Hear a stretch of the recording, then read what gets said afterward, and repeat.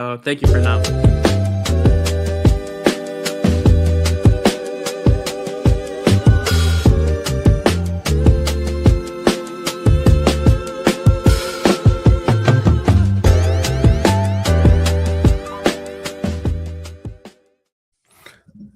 Listen, every time I hit go live and that beat drop, I'm like, yes, feel good music, feel good music. What up, everybody? We back at this thing, man. It is Uncommon Commentators, episode 103. Back with my guys. Got some good topics for y'all today. But before we get this thing started, gotta check on my guys, see how we doing. Garrett, how you been, man? How was the work day? Work is work. Been off for 3 days, so I'm just ready for my vacay for next week. But Time, almost time there. out, But time out, time the fuck out. You said you've been off for 3 days, and now you yeah, ready for you ready for vacation? I need it, brother. I need it. I sure needs it. I I'm sure needs messing it. with you. Doc. I'm messing I with you. sure needs it. You know what I mean? But yeah, everything's been good. Just same old, same old. But I am even more of a happy man because you know why? The Hawks are a top five seed in the Eastern Conference, brother. Now I know why he doesn't really care. I get it, but I mean, Look, I we haven't. on the way up. We on the way up. I've been lightweight paying attention. I'm a as a matter. We'll get to that in just a moment. We'll get to that in just a moment. But Antoine, how you been, man? How's your day? I've been blessed, man. Blessed and highly favored. Always a pleasure to do this with you boys. I was excited the moment I woke up this morning. And just like the man Garrett said, the sun's been a little brighter in Atlanta lately, with the Hawks winning and stuff like that. So, yeah, like I've been great, man. I've been blessed and highly favored. Like always, man, just ready to talk some hoops, man. That's it, really. Yes, sir. And of course, I mean, I'm back on a short week work wise. Birthday pass, I ain't do much. Of course, went home over the weekend, enjoyed my Hmm. family, let my family do the work, which is the best part because every time I say, "Hey, I'm coming home," I already know what time it is. I already know what time it is. Nah, daddy And duties for real. but but shout out to my family, like my sister and my cousin, them like they definitely again with them doing the shit that they did as far as cooking. I mean, and again, for them it's no big deal, but for me, it always means a lot when I go home. So shout out to them. And then of course, Monday, my actual birthday, I did jack shit. I didn't do a damn thing. I laid on the couch. I responded and tried to keep my phone from dying from all the birthday wishes and tried to get back into the swing of things. Went to the gym and then went out to eat. My girlfriend, she took me out to eat. Hmm. So that was really it. Oh yeah, and got drunk with my best friend. My best friend. So I have a ritual with. Uh, I have a ritual with my guy from my podcast. We all because we share the same birthday, so we always take a shot Mm, together. But then that's what's up. my best friend, from my best friend from the military, we both we have to FaceTime each other and we have to give a rendition of a birthday song. Don't matter how good or how bad it is, we have to give our rendition of the birthday song and we take a shot. But then that shot turned into us sitting, me, her, and her sister sitting on FaceTime for the rest of the night and just taking shots and shooting the shit. So great birthday. It's been a great work week. I can't complain, man. Hmm. Good Um, deal. Good deal. You deserve it, my man. I Yes, did want to sir. ask you before you continue. When did y'all find out y'all had the same birthdays? Was it when you first met, or just along the way? it's along the way, like hell, I think we found out during deployment because I met him while we were deployed. Hmm. So In what region? we were in Kuwait. Word, damn, Yeah, you've we been were in out. Kuwait, and we just met. We met hooping, doing the normal shit in the gym, hooping, and it just kind of course, military. You make these connections, and they stick. most connections stick, and that's with all everybody I've damn near come across. I have some type of relationship, keep up with my people, so but since we're discussing the Hawks, let's run that back for a quick sec. My shit better be hot.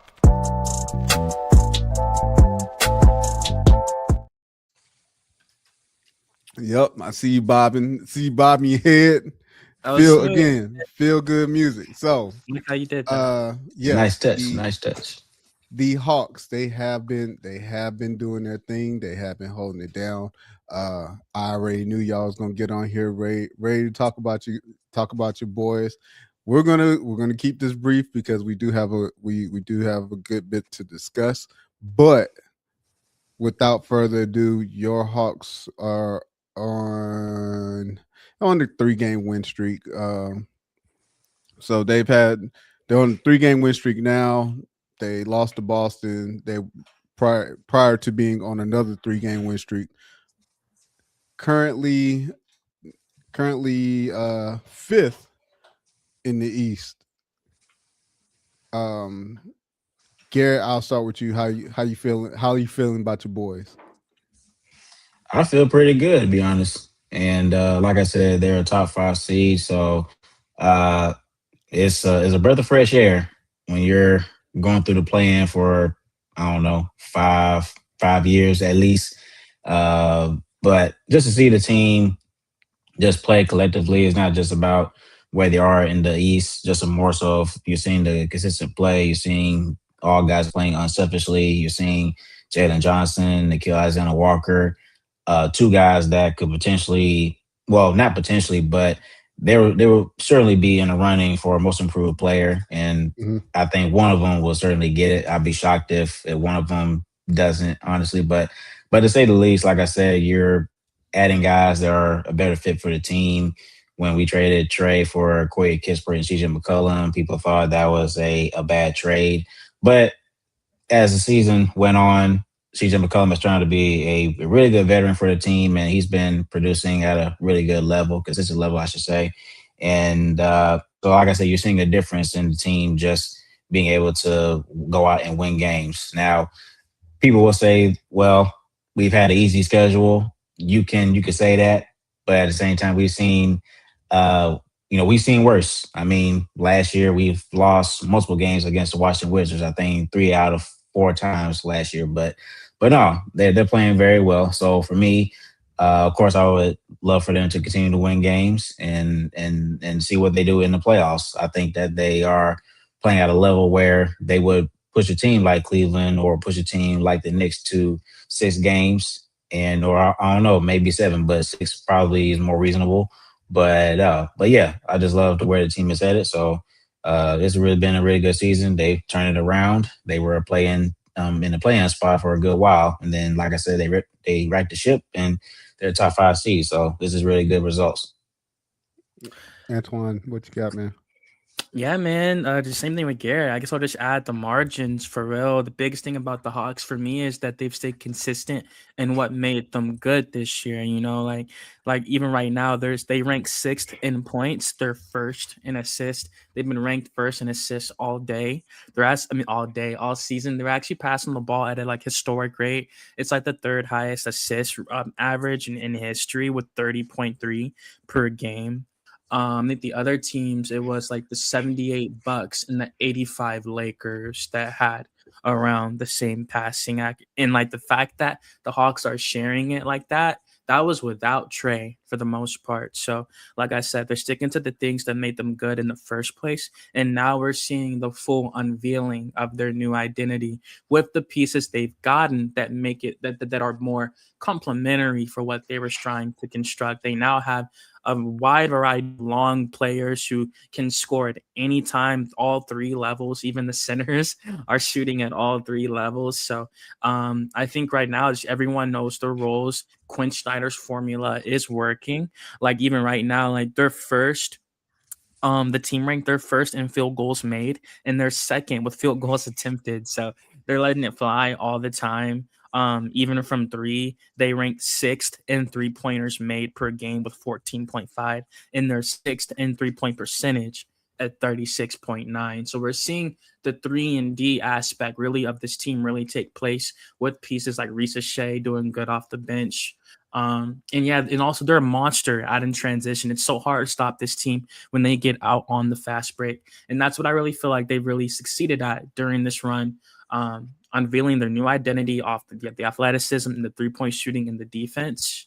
And really just trying to really gaining momentum. Really, they hit their stride at the right time. Like Garrett said, they're about to make the playoffs now. They were like 26-30 after the All-Star break. Now they're 44-33. So that was a dramatic turnaround. We all know about the 11-game win streak, but some of the last 2 wins they've gotten were better than any of the wins on that streak. So the Hawks are looking good for sure, looking consistent, and they have the new identity for the future now. Yeah, we'll discuss next week because of course we'll be a lot closer. We'll be what most teams that have at least 2 games left in the season, so the playoff picture will be a lot more clear. But right now, if the playoffs started tomorrow, you guys would be facing Cleveland. Y'all know how I feel about both the Hawks and Cleveland. Both teams are mediocre and have to prove it to me that they are a good team. I mean, and what better way than to face each other? To move from there, we'll go to another team that's covered by the show, the Lakers. The Lakers have they've clinched the division. So, and they're sitting in third. They've pretty much had a very good run here in the past since March 6th. So since March 6th, they've only lost 1 game. That was to Detroit on March 23rd. But since then, they're back rolling. So I'll give it to the writer real quick. Just how you feel about the Lakers and how they've kind of turned the ship around with their season. They look good, man, and they look like a real 3rd seed right now. They were on a 9-game win streak at one point until it came to an end, unfortunately. But right now, they're a strong 3rd seed at 50-26 in the Western Conference. It's a ridiculous Western Conference where the Rockets are the 5th seed with a 47-29 record. So Lakers look great, man. JJ Redick has done everything he was supposed to with this team. Getting a revamped Luka Doncic. He's having an MVP caliber year, leading the league in scoring with 33.8 points per game. He just had like his 16th 40-point game of the season a couple games ago. So he's been truly incredible this year. It might be the best season he's ever had in his career. And it's for the Lakers. So, you got to expect that, playing for that kind of team. And outside of that, they're looking pretty good on the margins too. Like they rank 1st in field goal percentage overall for the league. They're shooting from 50.2 from the field. I just think they've really turned their season around by really tapping into their weaknesses, which was the defense. They're honestly just trying harder. DeAndre Ayton was getting ridiculed at the beginning of the season to the middle of the season for real. Rightfully so.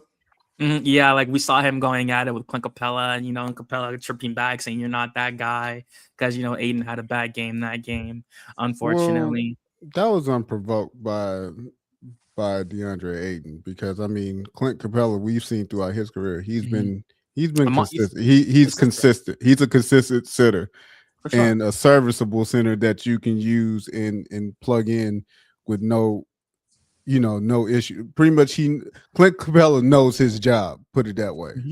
I agree. Most definitely. Yeah, man. And even then, one of the biggest stories of the entire league this year, LeBron James in his 23rd year, he's still going strong this season, averaging 20.7 points, seven assists with 6 rebounds. Still shooting, 74% from the free throw, and 51% overall. So the King is still getting it done. The best way he can, honestly, at this age. He's still looking fairly consistent. A lot of people don't know what's going to happen. Most think he's going to go back to Cleveland. Hey, brother, we need to keep this brief. When the season is over. But yeah, but nah, like ending it, they look good. You know that they're 1-5 against the top two seeds, which are the Spurs and the Thunder. They play the Thunder tonight. They have not beaten them at all this season. So tonight is a massive chance for the Lakers to prove they really belong in that top three of the Western Conference over a team like the Denver Nuggets, who are right on their heels. So they look better than they did in the past, but they still got to pass these late season tests, like with the Thunder. They play them 2 more times before the season's over. So we'll know where they're at with those Thunder games. Garrett, what you got, man? Yeah, I mean the Lakers, they've been playing pretty well throughout this year, and I guess for me, I think for this year, I think we're going to see a tougher playoff matchups per se. I think because some teams have gotten better. For example, Phoenix has gotten better this year. Looks like that they're going to be a playing team. The Clippers, they turned it around this year. Uh, it's honestly been disappointing for the Rockets. I thought they were going to be a top 3 seed this year. I didn't think they would slip down to number 5.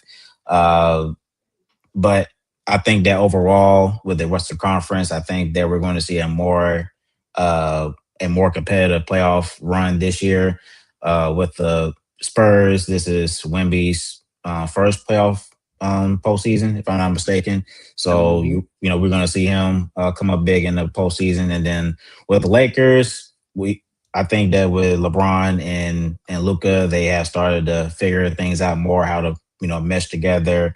Of course, they traded for Luke Kennard from us, and he ended up hitting a game winner against the Orlando Magic not too long ago. But yeah, I just think that the Lakers, like I said, JJ Redick has done a really good job of coaching the team and his staff. So, like I said, just looking at all teams in the Western Conference from number 1 all the way down to number 10. Like I said, you're seeing more competitive teams. So yeah, it'll be an exciting time to see where they go. I don't think the Lakers are a championship contending team, but I will say that they could potentially knock off the Minnesota Timberwolves and see what they can do in the second round after that. Yeah, I'm banking on some teams. Not gonna hold you because I want to be right. I made a prediction at the All-Star break that the Spurs would take the number 1 spot. They are 2 games behind the Thunder.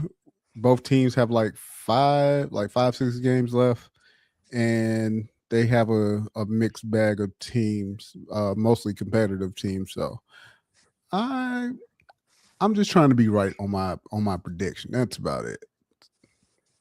But no, shout out to the Lakers. They as at one point, we know what the hell was going on with the Lakers. Like they look good one minute, they look terrible the next. And Right. it's just been so up and down, but it seemed like they're starting to kind of fit. A lot of teams are figuring it out at the right time. And if the playoffs started tomorrow, they would face the T-Wolves, who not really sure about that team. I mean, again, same thing with them. One minute they look good, the next minute they don't. So but I think overall it'll be an interesting series between those two teams. Actually, Timberwolves are playing the Detroit Pistons as we speak. So this is going to be very interesting coming down the stretch because again with these teams if you look at the standings, teams are still within a half a game of each other, 1-2 games of each other. So there's no need for teams to take their foot off the gas, and that's to include both the Hawks and the Lakers, because you take your foot off the gas, somebody is going to pass you and fuck around and not look back. So we'll, like I said, we'll double back. We'll double back next week as we get ready to go into the playoffs. And like I said, we'll have a better playoff picture of what it'll look like, and we'll discuss we'll discuss what's going on and carry on from there. But as we move on, we had some proposals that happened over the weekend. some proposals dropped. We talked about the proposals. I think it was if not last episode, the episode before that. So we come back to give y'all an update. So the league dropped 3 proposals. One of them I think is probably the one that they need to use, but we'll go over them and I'll get you guys' thoughts on each one. So I'll go over them, tell you the good part, tell you the bad part, and then get you guys' responses. Their first plan: multiple lotteries in one lottery. So lottery extends to include four playing team losers, which would be a total of 18 teams instead of 14. First lottery for the top 5 picks. With the worst 5 teams all have the same odds. Second lottery for the 16 through 18. If a bottom 5 team misses out on the first 5 picks, it would pick no worse than 10th. So the good part about this is it should kind of dull out the slippery slope situations in which people would believe teams would drop out of the play-in to get better odds. The negative about this is that teams will go from taking for the top 3 spots to the top 5 spots. So I'll start with you, Garrett. What do you think of hearing that plan? What do you think about that plan?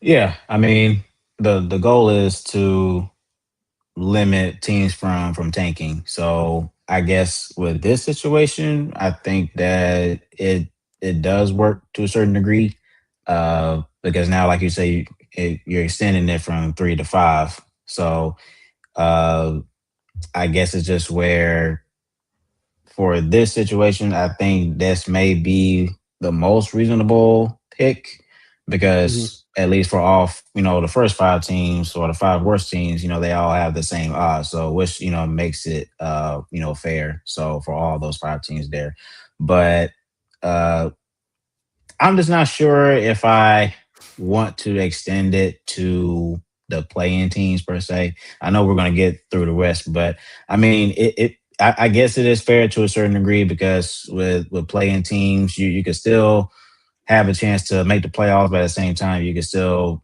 go into a lottery. So it does make sense. So yeah, I think this is more reasonable. So I think it's good still. So to your point, if one team ends up not getting into the top 5 or top 4, they can't finish no worse, no worse than 10. So at least you have, still the ability to get a top 10 pick. So, yeah. So yeah, it's it's fair on both sides. So this is good. Antoine, what you got?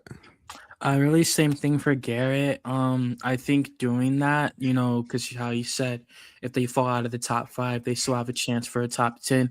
It guarantees that struggling team still walks away with a good player, and we know you can get a gem in the top 10 like it's nothing. So I do agree with that. I think that's the one that seems the most reasonable because it guarantees that everyone still gets what they want at the end of the day, which is a good young rookie to add to your franchise, which is mandatory for a struggling team. So honestly, I agree with that. I don't think that's too far fetched at all. I think it's right. I think we got to see it happen one year to see it really play out and see how efficient it might really be.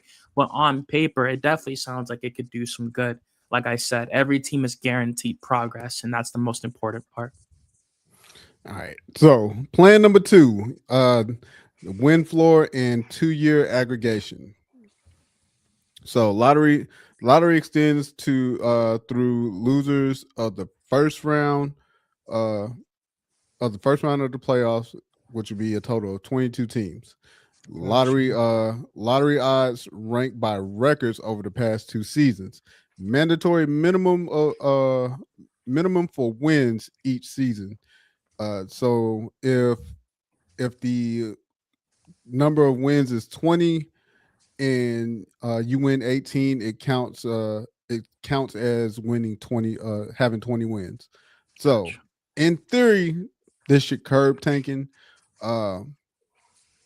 That's that's so. Let's say if the win floor is 20, there's no reason for teams to aim for anything less than those 20 wins, including the teams that lost in the play and the first round.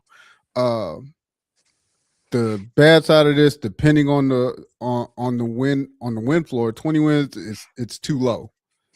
Like you're going to need at least 30. It's going to have to be at least 30 or 40 wins to kind of even the playing field, so to speak. So in an extreme tanking season, words are hard. Only 4 teams are in danger of not winning, or of not getting 20 wins. Since 2013-2014 season, 20 teams have finished under 30 wins. And that we have to remember the 2 pandemic shortened seasons that are included in that. But 52 teams since 2013-2014 have finished with under 25 wins. I don't like that one at all. I ain't even gonna actually, to be honest. If it was just these 2, I would pick this second one over the first one. No, I'm sorry. I would pick the first one over the second. My bad. No, you're good. I'm tripping. Yeah. But yeah. Any thoughts on this plan, on the second plan, as far as having a win floor and basing it off of 2 years, off the last 2 seasons? Well, I think, to your point, 20 wins is just too low. I mean, when you look at, and where I got this from, it's going off of like the previous year. So when it comes to teams that have, how many games teams have won. Yeah, because I mean, when you look at really all the bottom 5 teams in both conferences, I mean, either you have at least 20 wins or you're about maybe 2-3 games away from reaching 20. So it's like, okay, if the floor is 20 games, then you're looking at teams that could finish the season at 10 and, I would say between 10 to 15 games. So I just don't think that there's not a team in either conference that's going to perform that bad. So it's like teams are going to still reach that threshold of 20 games or more, in my opinion. So I guess to your point, in terms of tanking, this could be more effective because you're putting like a real limit to the amount of games that teams could win for 2 seasons straight. And again, I'm just not a fan of extending the lottery to 18 to 22 teams. I think 18 is just enough because, again, if you're in a play-in spot and you lose, then you can get into the lottery. But now it's where, okay, teams that get eliminated in the first round, I think that's going a little bit too far. I think because the lottery has always been for teams that have not been able to succeed, have not been able to make the playoffs. So I just think they expanded it to playoff teams. I just think that's going a bit too far. So, but like I said, I'm not a fan of this one either. The first one happens to be one of the ones that I like. And I know the next one that we're going to discuss is the other one that I like as well. So, like I said, I think this one is good for tanking reasons, but I don't think as a whole it's going to be fair for lottery teams that are trying to get better. Mm-hmm. So let me understand. Like when it's a win floor, like they have to. If so they you don't, have the bare it'll be the bare minimum of, hey, the floor, the amount of wins that you can have is 20 wins. So if you meet this threshold, got you. If you meet this threshold, yeah. Okay. So let's say you have less than the 20 wins. Guess what? Nah, that equals 20 wins. Like there's no, like you can't go below 20 wins and get a better chance, get better odds. for the pick. Like your odds are still the same. True. Okay. Yeah, nah. Yeah, when you put it like that, I agree. Because it's not because if that's the case, it's gonna mess with your monetary value, your financial status at that point. Not selling tickets, not selling out games, like just losing. I mean, It's like losing is just gonna equate to losing money at that point. So I especially mean, like losing teams are not going to make a lot of money though. and I more so mention it as like just one of the negative things because like if you're losing, they're not focused on money, but I don't think it's not in their idea to be okay with losing money. It's more so a natural occurrence that happens just with them losing. that's more of an Adam Silver. That's more of an Adam Silver thing more than Mhm. well. It should be the owners and Adam Silver, but Adam Silver's taking the brunt of this Mhm. because you have teams that are constantly getting their asses kicked year after year, and people, of course, who wants to show up and watch a Watch a losing losing team? team. Nobody wants to pay fucking 2, 3, 400 bucks for a ticket, and Right. and we're not even talking about floor tickets. Like we're Mhm. just talking about decent tickets, Mhm. and we're coming to watch a team that either you're sitting players or y'all are giving a half-ass effort because y'all have been getting your ass kicked all season. Right. Yeah. So Nah, yeah. I get it. It's a complicated rule, in my opinion. I feel like it might be a little too much. So I'm kind of on the side of Garrett, where like this is if it is one I disagree with, it's likely this one. Um, so yeah, although I feel like go I was ahead. gonna say for me, I have a hear me out moment because I wouldn't mind. I Part of me does not mind this one, especially with adding teams because now if you're looking, let's look at the bottom of the bottom. Y'all have to get y'all shit together. Like y'all need to put a team together and get out there and legit win some games. So at the very least, even if you're not as good, but y'all have to get out there and win enough games so that if you're going to Get a lottery pick. if you're going to get a lottery pick, you'll have to be in that gray That's area fucking crazy. because I'm like I get it. I get it, but also I'm also not opposed to those play in and Mhm. at the very least the play in. I first round, but That's overdoing it. the playing teams, I don't mind reward. I don't mind necessarily mind rewarding them Because they're trying. because they're actually trying, and they put themselves in the position to almost at the very least almost be in the playoffs. And Mhm. So two teams going to be in the lottery anyways, because yeah, the play ins for the 7 and 8 spot. So somebody's yeah. going to be in the lottery anyway. So might as well. So Mhm. so I don't. It's just more so the motivations. I just look at it from the motivation side of it for those bottom tier teams. Um, and then the third plan is to flatten the odds for the bottom 10 teams. The lottery extends to the four playing teams, so you'll have a total of 18 teams. Bottom 10 teams will all have the same odds at 8%. Teams 11 through 18 will have the same odds at 2.5%. To me, this is by far the best plan because now you have everybody Everyone the same play. I at get a it. level playing field, but it's still not guaranteed that you're gonna get that top lottery pick. It literally Yeah. opens the door for like literally anything Yeah. to happen. Anything. Which I mean, it's all I can't say it'd be the same as obviously, the bottom, like how this year, like the bottom teams they have like a 13% chance of getting the number one overall Right. pick.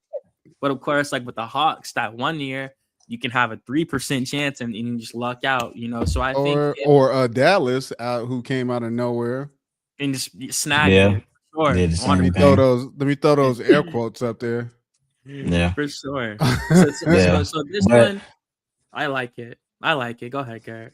I like this one. yeah, I think this one was my favorite one out of the three. It's good. Just using it as an example. So there was a rumor that the NBA draft lottery changes could kick in before this one comes up next month, but I don't think that it will.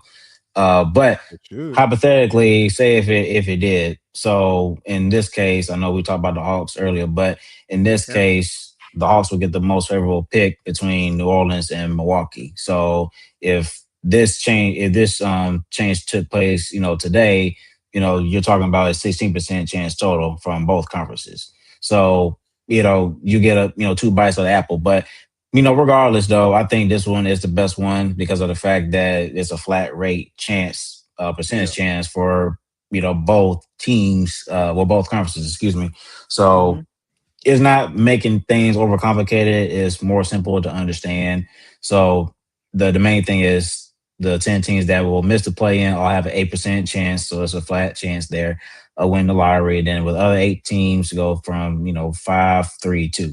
So that makes it better. So I guess teams that have the better records, of course, they will have a lesser chance. But for the play-in spot, you have a 8 that missed the play-in will have an 8% chance. So so like I said, you're just making it all equal for teams. So it's like, hey, if we still if we went from like 15 to 11th, which have an 8% chance, so it doesn't like improve our odds. So that would enable teams to be better than what they were last year. They may not be a playoff contending team, but instead of tanking intentionally, at least make an effort to still try to win games because look, it's going to be an 8% chance, even if you don't think you're going to be much better than you were the previous season. So yeah, this one is probably the best one. So Yeah, really, just because how it can dramatically just impact the league, especially with the players we got coming in this new generation. Like, and like how Wiley said, especially with expansion on the way, hell yeah, this would be great. This shit would be crazy. Yeah, anyone Because the can get. expansion teams are automatic. The expansion teams will automatically be in the running because For they're real. brand new team unless they just do miraculous in the expansion draft where they between being able to pick up the right pieces for a team, but you may have somebody like a Kevin Durant who said he's interested in going back to Seattle if they got their team back. Looks like they got their team back, so we might get that. Look how we talked about what was it, last week or a week before? Would you sign Kevin Durant? All right, hell yeah. Seattle's going to do it. I mean, but that's more of a story. That's more of a storybook yeah. narrative more than anything. To move on from that, to end it, I hope that they kind of get this pushed through immediately and have it for this draft, but if not, we'll have it for the next draft. But to move on, our guy Garrett hit us in the group chat earlier, and shout out to what was our guy that friend David of the Lee. show. Shout out to David Lee. He went on this I guess if you can call it a show, and the debate was Tim Duncan versus Kevin Garnett. And I heard the names and I already had my pick, because if people know me, they know who I'm going to pick. I will say it all the time. Kevin Garnett is my favorite player, not named Michael Jordan. So we're going to roll this clip real quick. And and then I want to we'll kind of discuss and see. I'm definitely interested to see what you guys have to say about this and who you guys would pick. But we'll go ahead and give David Lee a run real quick. I mentioned the big fundamental because he scammed that nickname. I don't even know how he was able to get that based off the numbers, based off the tape, right? I'm going to talk about Kevin Garnett here, all right? Tim Duncan's peak assist percentage is less than what Garnett averaged. That means Garnett, on average, throughout his career, created more shots for his teammates than Tim Duncan did in his best year. Did he create more shots? Yes, he did. Did he create more shots, yes. or did the offense create more shots? We just talked about the whole you've been defending the system, right? Yeah. Right. So if the system for the San Antonio Spurs, and they're feeding through him, you call Tim Duncan a hub. Yep. Would you consider Kevin Garnett a hub? I think so, yeah. Okay, so if Kevin Garnett's a better hub, he's a better defender, he's a better offensive player, better volume scorer, he led better offenses throughout his career.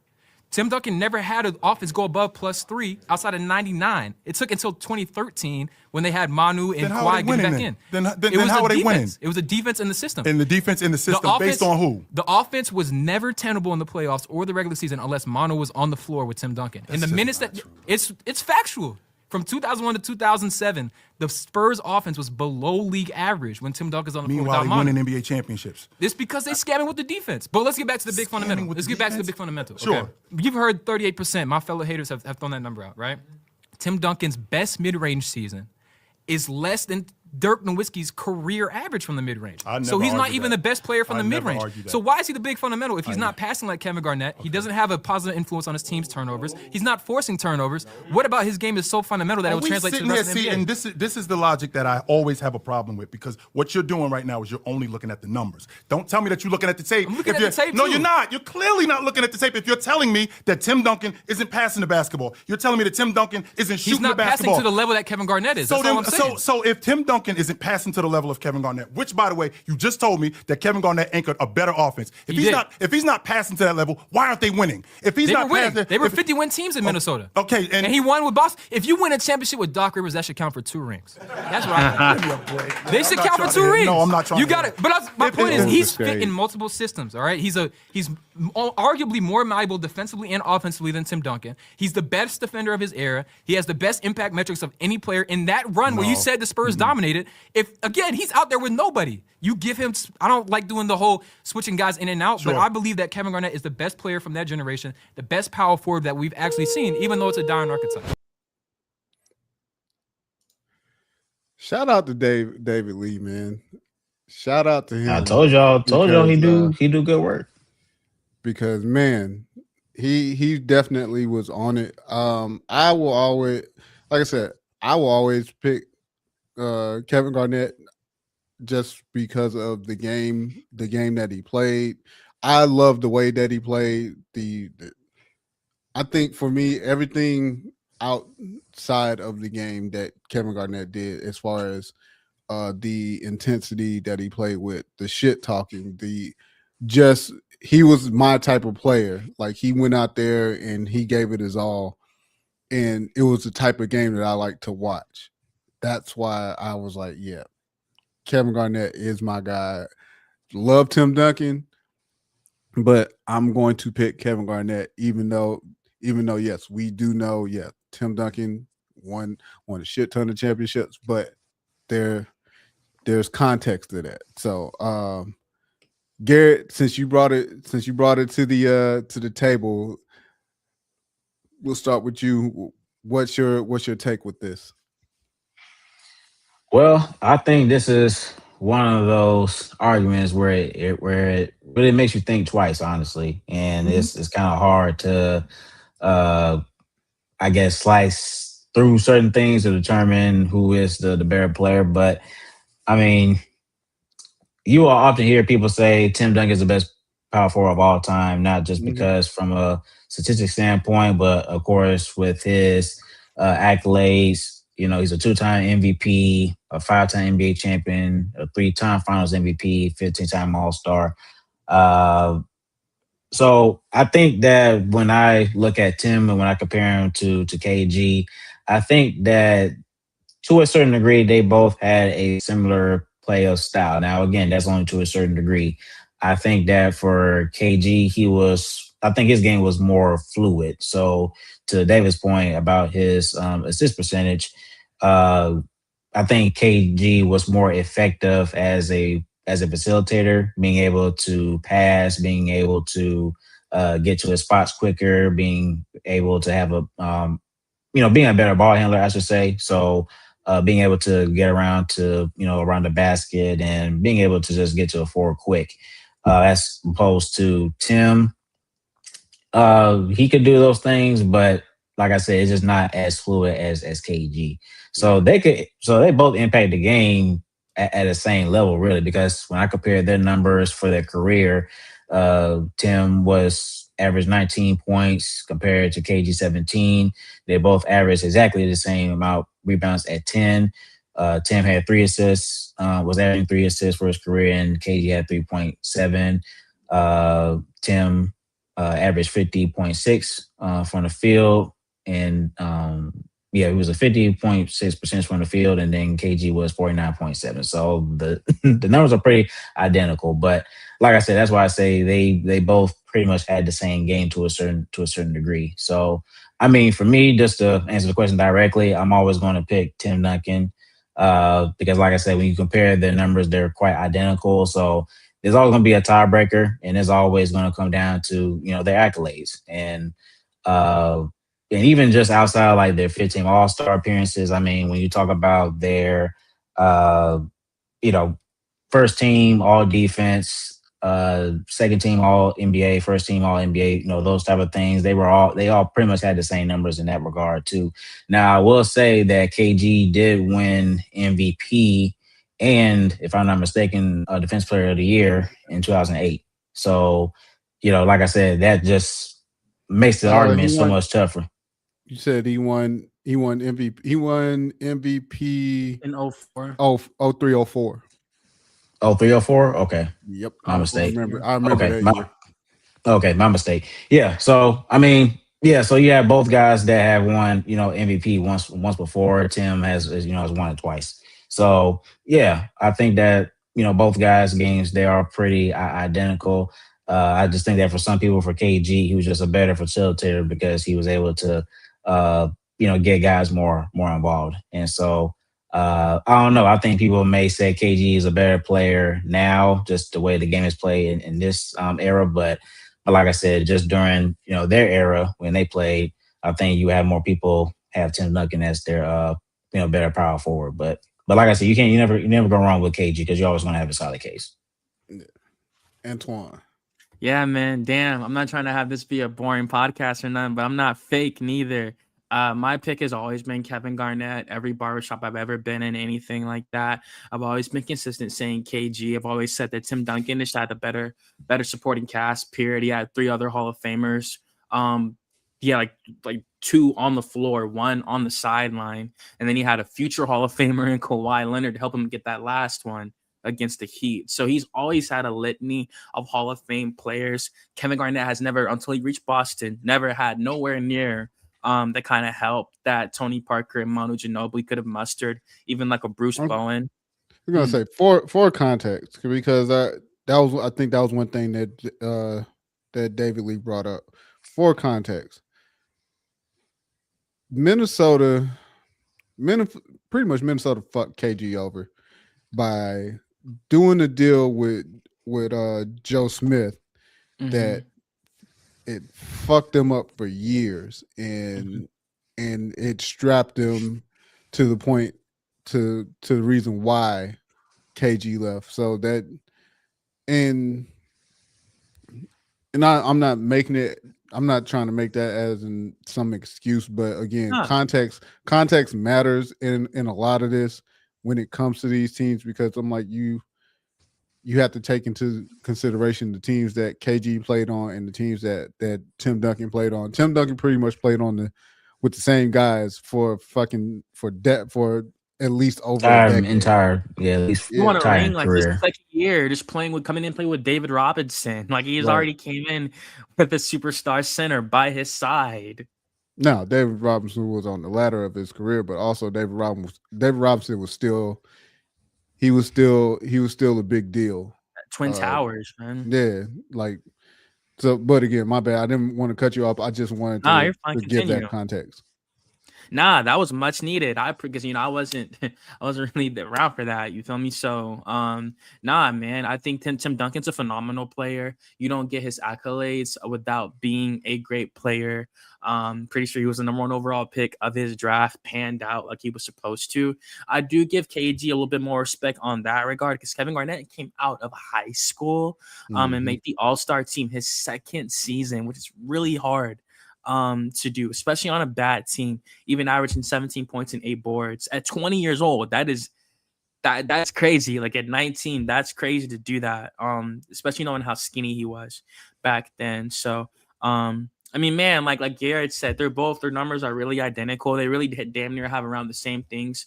We saw what happened with KG the moment he got a good supporting cast in Boston. He won a championship. So the kind of supporting cast where he had 3 Hall of Famers with Rondo, Ray Allen, and Paul Pierce. So, it literally we weren't too sure about Rondo in them Boston days. Mm-hmm.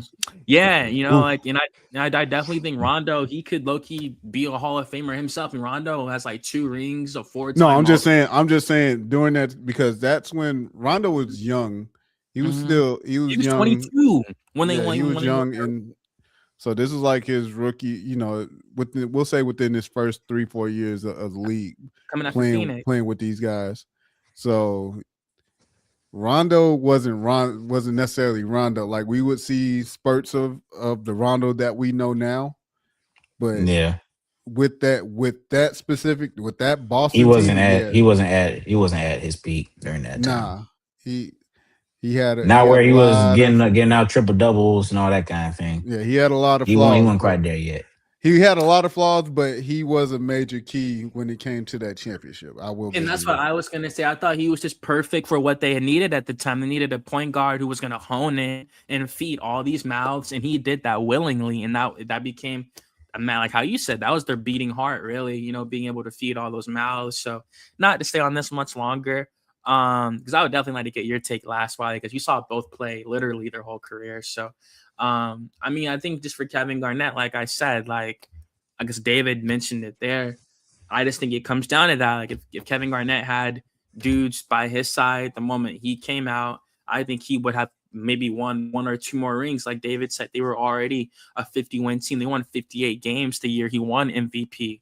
So I definitely think if he had like that guy beside him that could average at least 20 points per game, like if he had his Penny Hardaway or something like that, I definitely think he could have won a championship in Minnesota. But yeah, my final answer, I've always taken Kevin Garnett over Tim Duncan. Yeah, I like I said, Kevin Garnett's always been my guy. Always respected Tim Duncan in his game because yes, his game wasn't flashy, but there was nothing that you can deny when it came to Tim Duncan and his game. Like you knew what you was getting out of Tim Duncan. Again, for him to land with the Spurs and be able to be an instant impact as soon as he got there. I mean, of course, it helps when you have David Robinson on the other side to kind of guide you along. So it works out. Like you said, he wins early, and pretty much it was no turning back from there. But again, KG just he just played the game that I love to see out of a big man. He really was like one of the first, I want to say one of the first big men that I like truly liked, like was a pure fan of, because of course I'm more me being short, I always lean on the guards. So it was always a guard that I liked in the league, and during this time frame, it was so many guards that I like, and then insert Kevin Garnett, and it's like, oh, I like this guy. He's fucking 6'10", 6'11", has a guard ability, to take you off the dribble, can shoot the mid range, can take it to the basket, plays defense, talk shit. Like he was my type of player. So again, shout out to both Tim Duncan and Kevin Garnett, like they're just two players that you can't replicate those players. You don't replicate those players. Either a player has it like them or they don't. So I don't. So do you both consider KG? Yeah, do you both consider KG as the best power forward of all time? I would love to say yes, but I know that's no. Because I'm thinking, man, like all the names, like I mean, even like.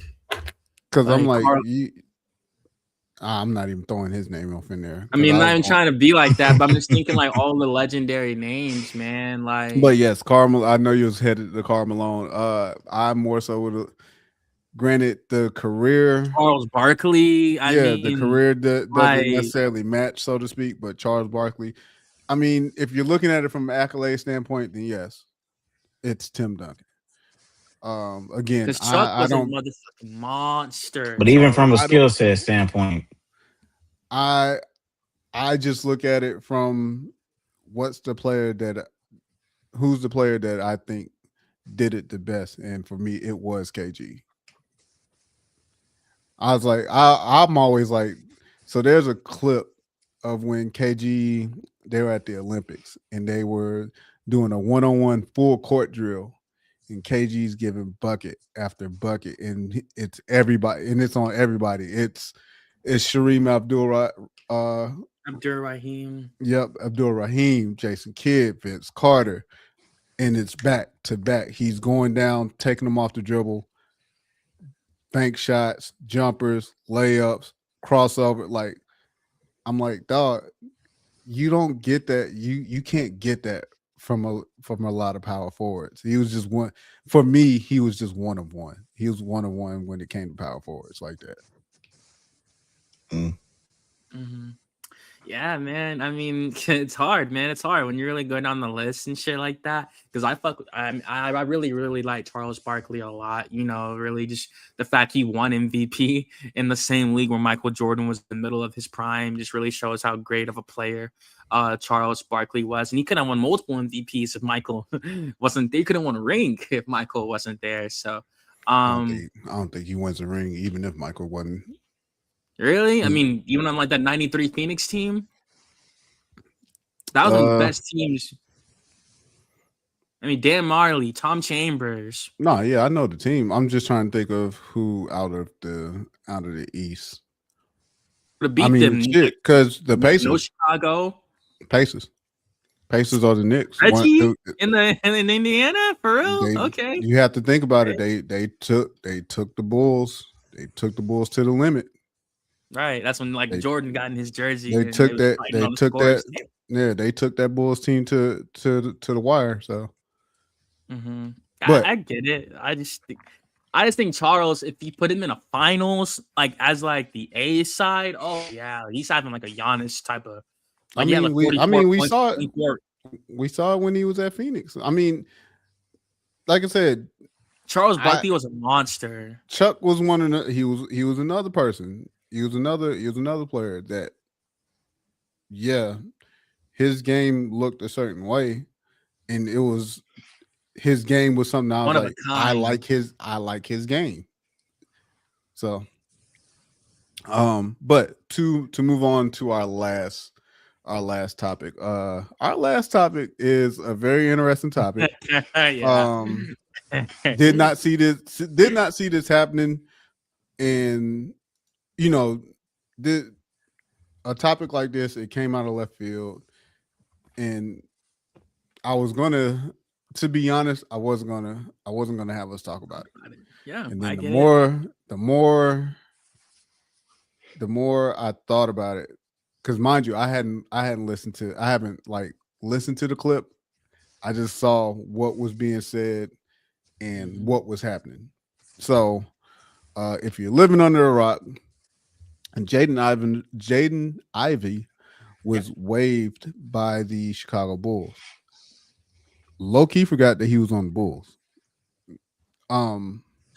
he was waived by the Bulls, and I want to so this came out after the fact, after the videos and everything, because they were just like, okay, he's been waived by the Bulls for detrimental conduct to the team.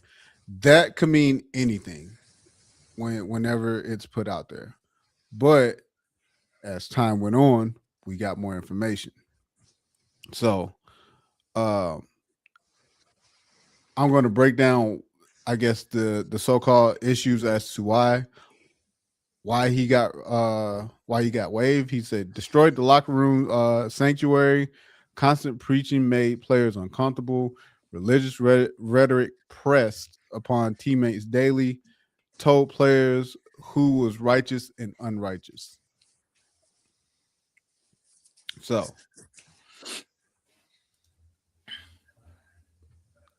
we're going to put a pin in that. I want to put a pin in that. But of course, what really set flames to everything, set the fire to everything, was that he was on Instagram Live on a tirade about any and everything.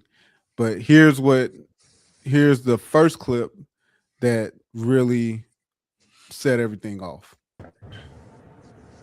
That the world can proclaim LGBTQ,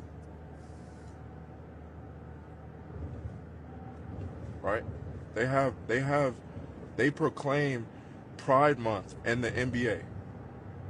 They proclaim it. They show it to the world.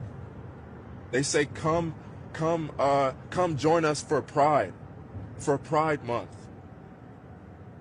to celebrate unrighteousness. They proclaim it.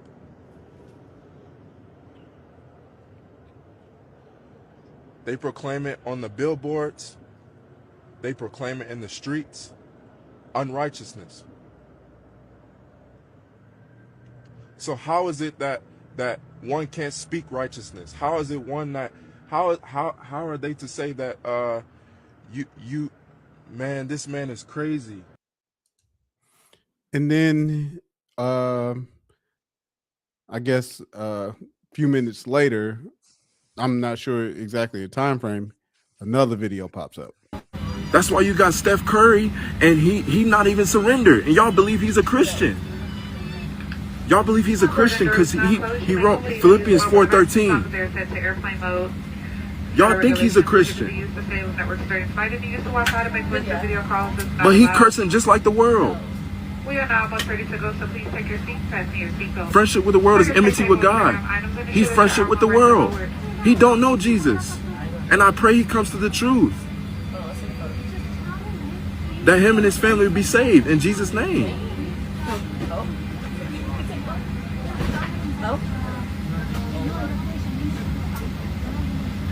Because all that stuff is not going to matter on Judgment Day. All them rings he got. I'll buy it, yes. All them rings LeBron got. All them rings Michael Jordan got.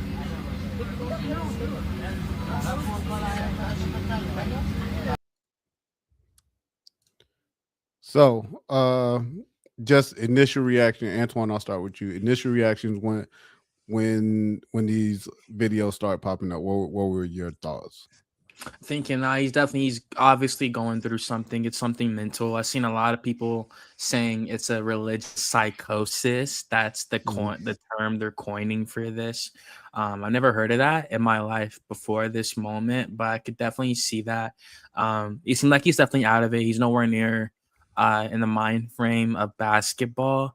But to answer your question like that, he's going through something. Obviously, he is certainly. I don't know if it's the injuries mounting up and it's getting to him and the bad play and stuff like that. But it's definitely something, because his wife is coming out, and she's like, dispelling some of the stuff he's saying about their marriage and stuff. So it's even getting to the point where it's affecting his family. So definitely going through something. That's what I thought. Garrett. Yeah, same thing. He's certainly going through a lot, and not exactly quite sure what he's going through as of right now. You could get an idea of it, uh, but what I do know is that just for a background of Jaden, uh, he has told others that he has suffered from suicidal thoughts. He was sexually abused as a child. That's it. Just to give some background of what he's gone through, prior to all this happening. So, he did once say before that, once upon a time he never felt loved at a young age. So, uh, I'm pretty sure that some of that has to do with what he's got going on right now. So they have a But foreign. yeah, yeah. So, but to say the least here, I mean, I'm not gonna really get into the LGBTQ and the things about LeBron stuff and MJ. I just think that for him, I hope that he gets the help that he does need, and I hope that he gets it soon. And to your point, him being waived by the Bulls, he will still receive his full $10 million $1 million money that he's guaranteed through his rookie contract. But I hope that he just really takes the time of just focusing on himself and just getting the help that he needs and just being able to work things through with this marriage and through his family, because that's what he needs right now. Because I'm very big on mental health, and it's something that you just can't take lightly. And I know it's a high percentage of men committing suicide. I know my pastor once upon a time has mentioned that a few times before. So I'm sending all my prayers out to Jaden Ivey, and it's unfortunate for him to not be out of the league at this time. But like I said, his mental health is more important. So we know the NBA don't take these things kind of lightly, and neither do any team in either conference. So yeah, it's clear that he's going through something, and like I said, I just hope that he's going to go through it at some point, and I hope that he'll have the mental strength to recognize that, hey, I do need to talk to somebody. This is hurting my family, my marriage, and just hope that he does the right thing. So all praise out to him. Mm-hmm. So we're going to put a pin into the LGBTQ portion of this, and we're going to put a pin into the NBA and what they do take lightly and what they don't take lightly. So I am with you guys as far as, yes, something mentally has triggered and he needs to take a step back from basketball and get the help that he needs to get his mental right, and then worry about the basketball, the whole basketball stuff later. Like if you plan on coming back to the league, get up here, get up top right first. There's a lot to unpack, so I'm going to try and do this as quickly as possible, just because there's a few branches that stem off of this. You got waived for pretty much creating a hostile work environment. I get that you believe in God. There's nothing wrong with that. Believe in who you believe. Share your feelings and how you feel, or spread the gospel, so to speak, to who you want to, but also there's a fine line when it comes to the workplace. So, and I know if anybody says, well, he has freedom of speech, you're right. He does have First Amendment, freedom of speech. We understand that. That protects you from the government. When you're an employee and you work for somebody, and you're causing a disruption at work, that you still have consequences that you have to, that you receive. So yeah, you can go to work and do all this. You can do all this for lack of better words, Bible thumping. It is up to your employer to be like, hey, and I'm pretty sure they probably, hey man, can you chill out? You're making people uncomfortable, whatever. And I'm assuming that the Bulls organization sat him down, talk with him. Hey, chill. We understand. Just, keep it at a level at a level pace, or keep it to where you're not making the rest of the team uncomfortable. You keep going, and so yeah, they get you up out of there. Like I said, we'll put a pin in that, and we'll come back to that in just a second. On your Instagram Live, you mentioned about the league and how it celebrates the LGBTQ.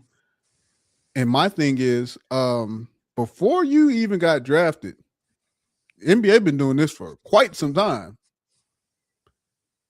You didn't seem to have an issue with this prior to, because you could have addressed this before you got drafted.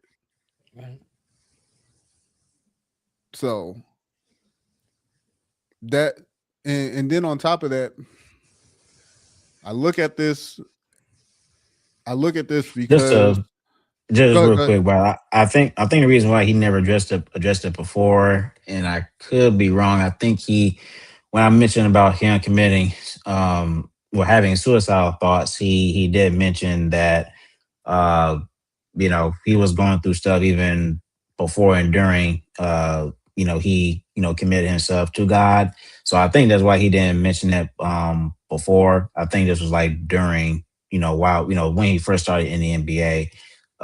He wasn't in the situation where he is now, giving, these, Bible thumping that you're referring to. So yeah. I don't think he was at that place at that time.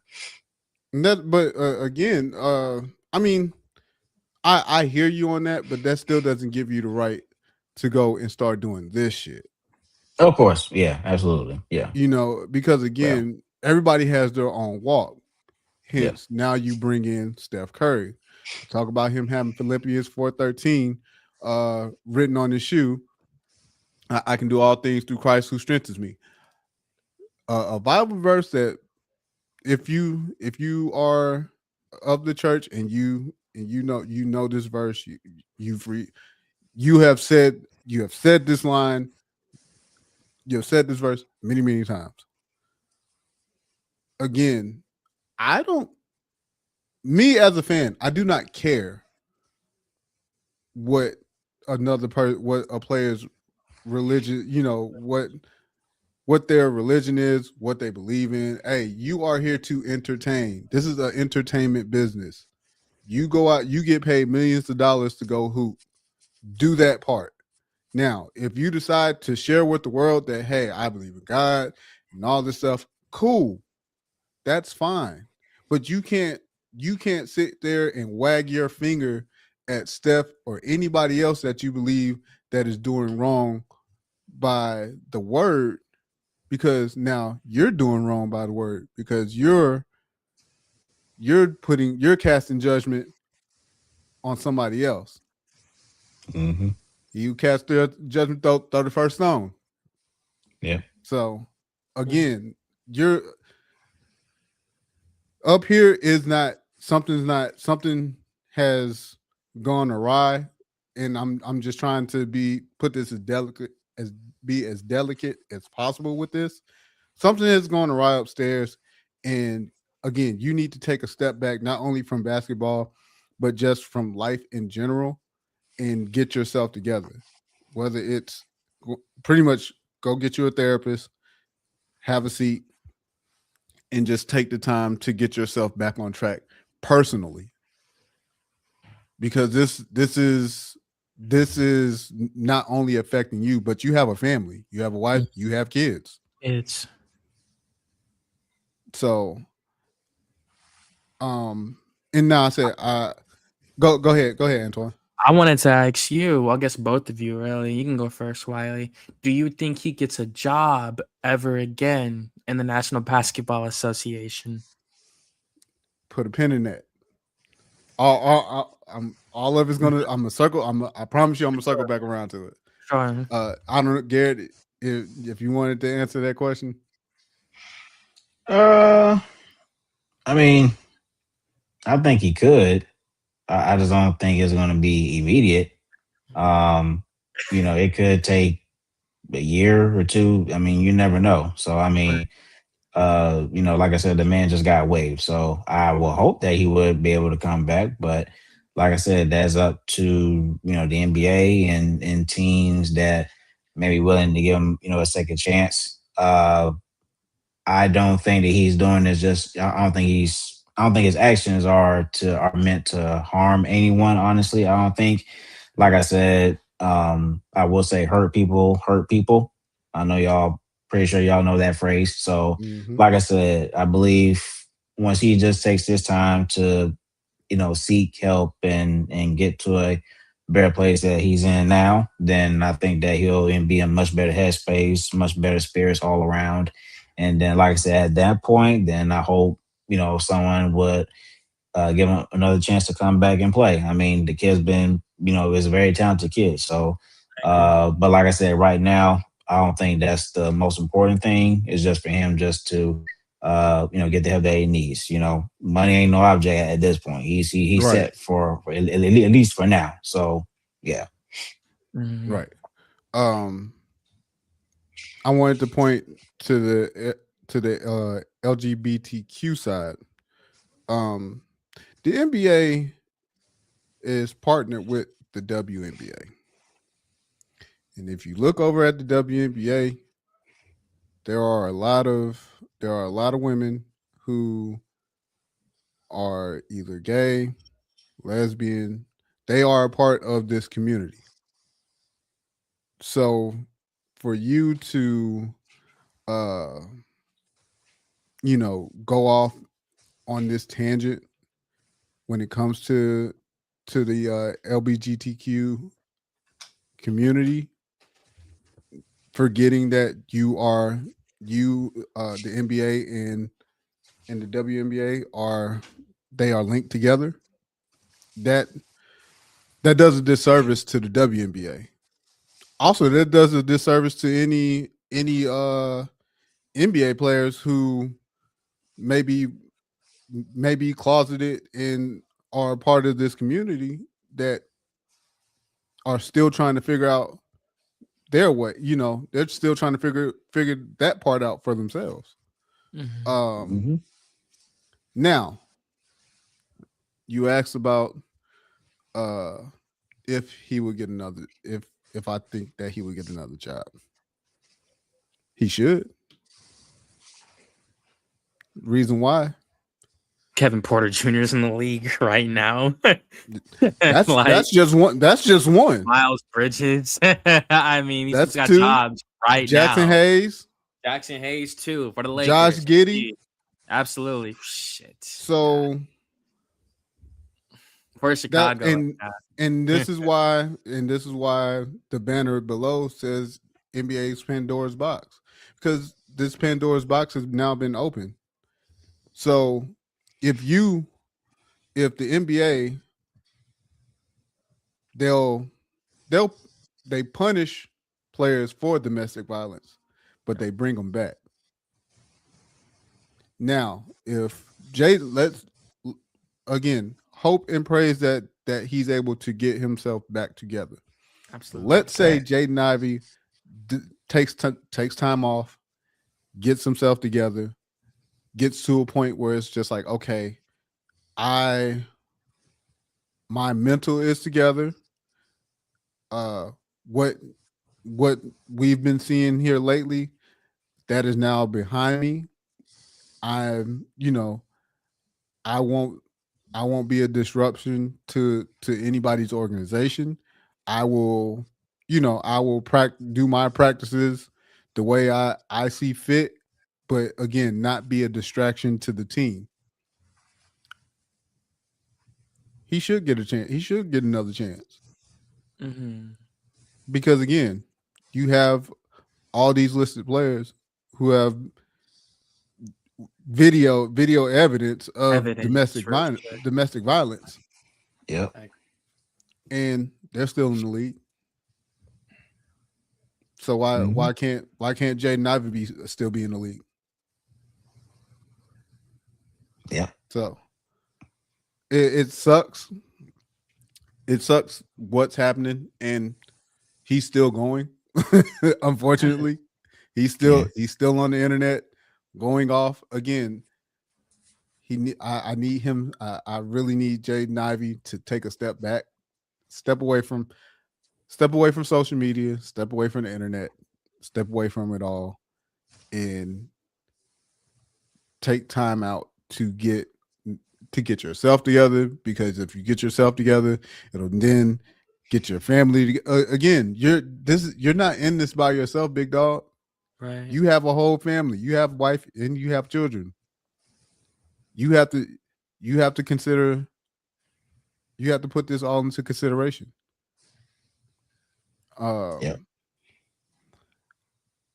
Again, I'm just interested to see how the league responds as time goes on, and what their next step is going to be if Jaden Ivey comes back and he's like, "Yo, I want to play again."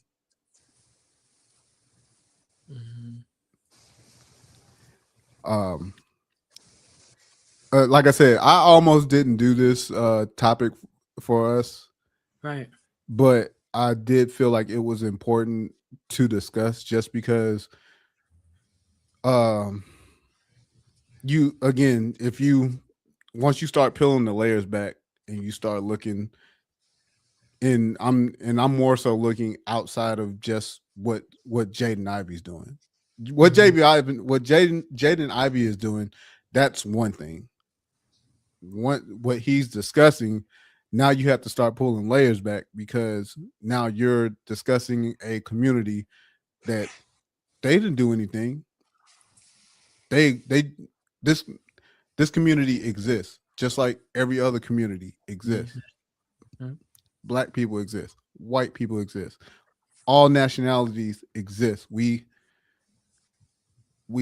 exist, but then now you have the LGBTQ community who are just trying to be themselves.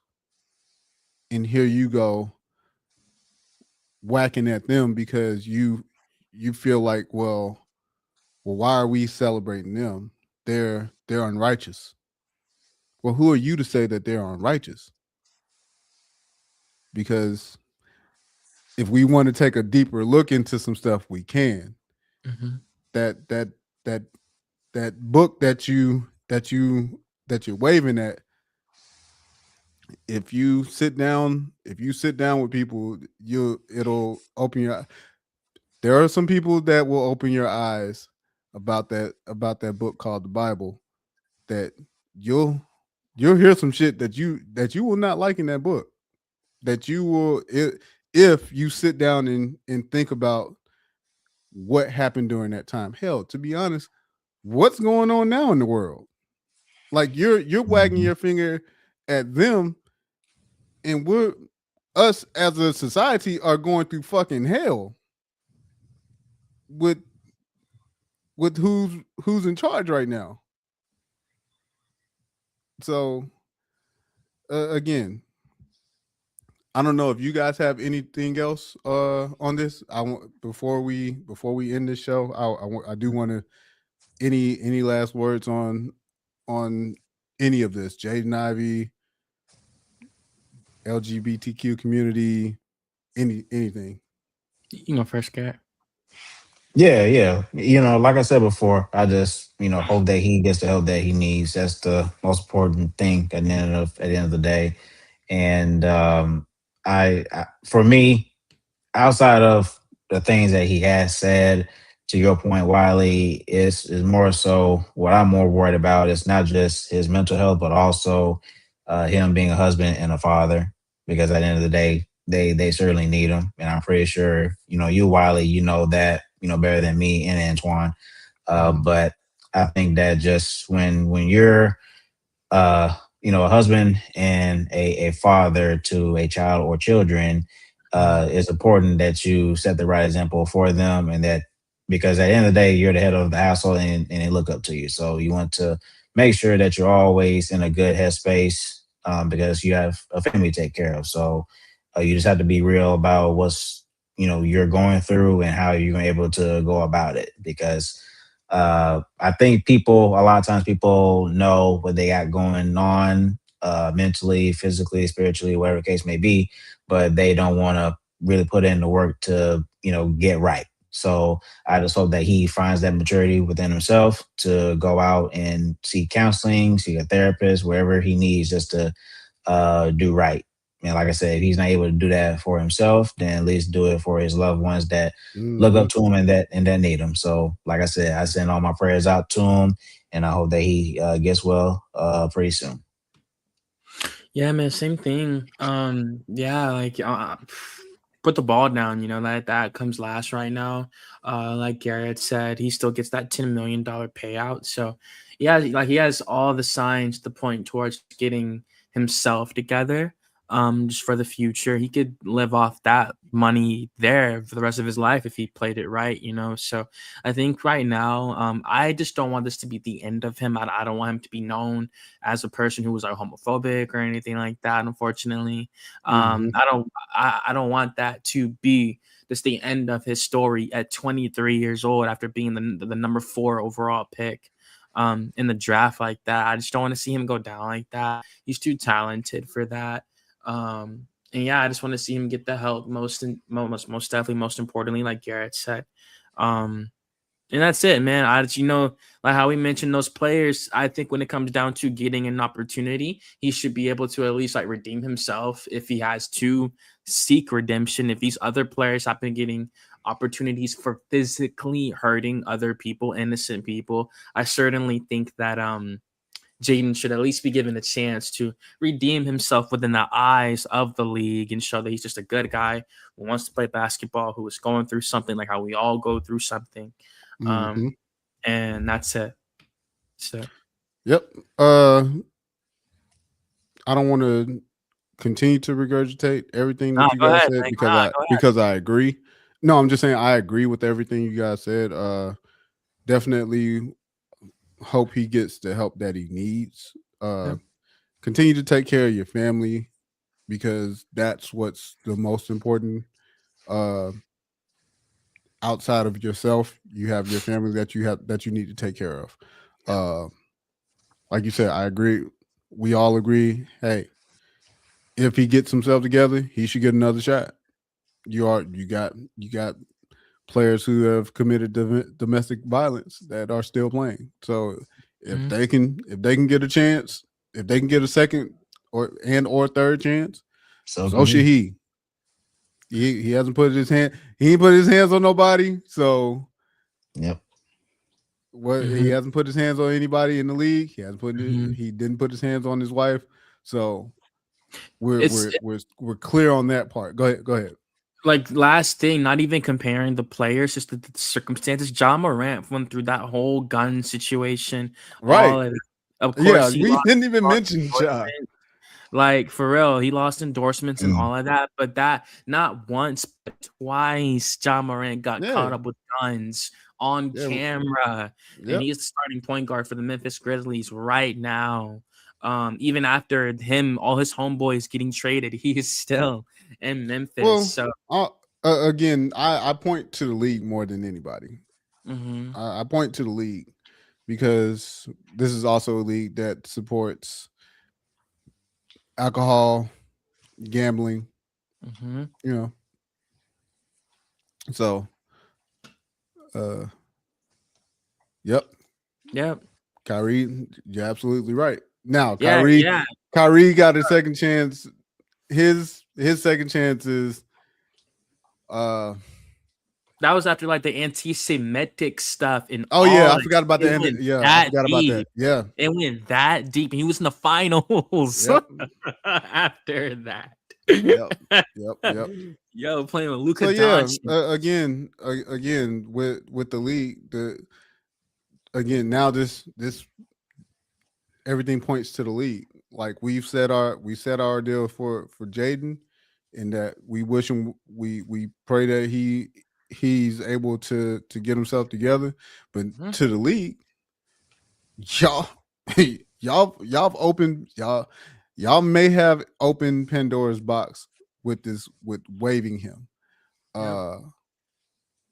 And the thing is, will you close it by if he's ready to come back? Because if you keep this motherfucker open, you're gonna have a lot more problems on your hands. I promise you that.